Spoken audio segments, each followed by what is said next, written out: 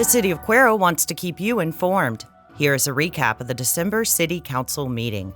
The meeting opened with the invocation and the pledge to the American flag and Texas flag.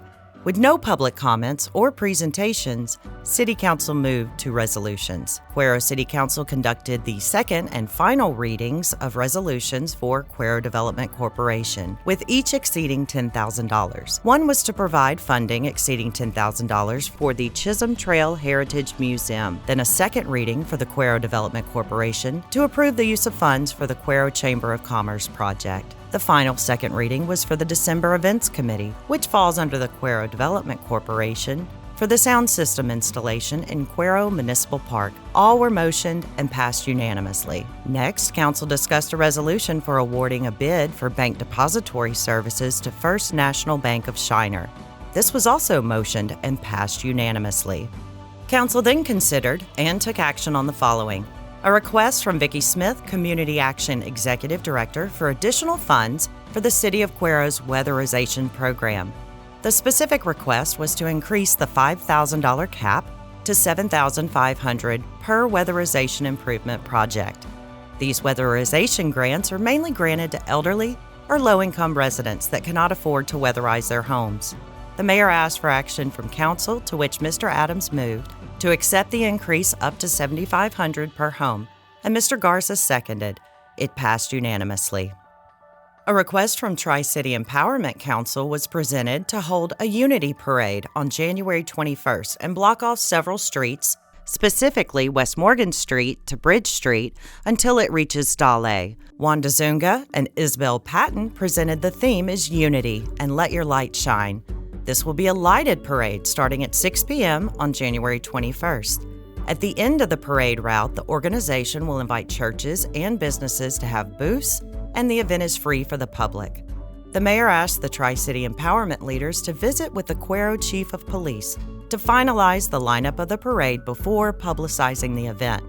Mr. Allen made the motion to allow the organization to hold the parade and to work with the Cuero Chief of Police. Mr. Garza seconded, and it carried unanimously. Council heard from James Griffin next with Texas Disposal Systems on their rate increase request. Mr. Griffin is asking the city to partner on the rate increase as they have incurred additional cost. Given inflation of the economy and the impact COVID had and continues to have on their industry, they are asking for a 6% increase. He shared that residential trash volume went up 40% during the COVID period, and the trash volume is still up 25% compared to pre-COVID times. Mr. Zella recommended to Council to approve a 6% increase, which will equate to an additional $1.42 a month, beginning at the earliest in March 2023, and no 3% increase in October, as their present contract dictates. Mr. Allen moved to give Mr. Zella the authority to negotiate the increase. Council approved his motion unanimously. Mr. Zella will work with Texas Disposal Systems and bring a final recommendation back to the next council meeting. Council reviewed the City of Cuero's 150-year anniversary celebration plan, and Amber Fitz presented the final quantities and cost for each of the promotional items planned to order. The mayor asked for action by council, and Mr. Allen made the motion to approve as presented, and a second was given by Mr. Mathis.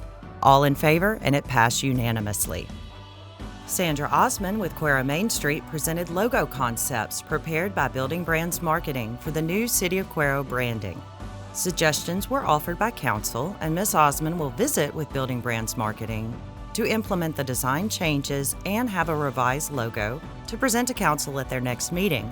Mr. Allen motioned to approve the logo per the discussion with the modifications, and Mr. Mathis is seconded. The motion carried unanimously. Next, council discussed to name the access road located next to the Nest Fresh facility. The name proposed is Nest Fresh Drive. Mr. Allen moved to name the access road Nest Fresh Drive, and Mr. Glover seconded. The motion carried unanimously. Council then reviewed a request to close the 100 block of East Main Street in downtown Cuero on December 23rd for a community worship service organized by Lifeway Baptist Church. The requested street closure was requested from 4 to 9 p.m. The event will be a community worship service with candlelight, music, refreshments, and barrel train rides for the kids. Sandra Osmond is coordinating the event between the City of Cuero and the church. Mr. Glover motioned to approve as presented, Mr. Garza seconded, and all were in favor, so the motion carried unanimously. 2 ordinances were read for the first time at the meeting. The first was the water rate amendment. Mr. Crane read the amendment, and the mayor asked for any action by council. Mr. Mathis asked about the increase, and Mr. Zella answered a 33-cent increase will go into effect starting February 1st, 2023, but that residents won't see this reflected until they receive their March bill. All were in favor, and the second reading will take place at January's City Council meeting. The next reading was the wastewater amendment. Mr. Crane read the amendment, and Mr. Allen made the motion to adopt the ordinance for the wastewater rate. Mr. Zella clarified that this rate will go into effect starting March 1st, and it will be reflected on the April bill. All were in favor, and it passed. A second reading will take place in January at the City Council meeting. A second and final reading of the ordinance was an agreement with GVEC to allow internet equipment to be placed on the water tower located at Park Heights Drive. All were in favor, and the motion carried. Next, Council heard reports from City of Cuero staff, including Public Works report from Public Works Supervisor Wayne Berger, Police Department, Main Street walkthrough, and an airport update from City Manager Ray Mizella.